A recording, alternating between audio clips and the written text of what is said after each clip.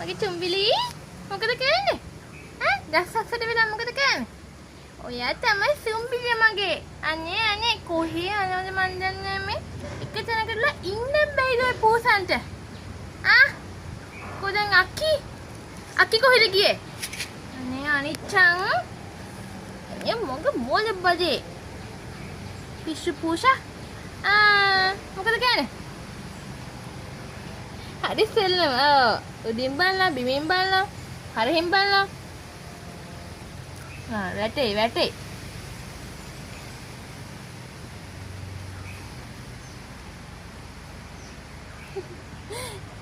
අනේ පස්සක් දික් කරගෙන මොන මගුලක් කරනවද මන් දන්නේ නැහැ.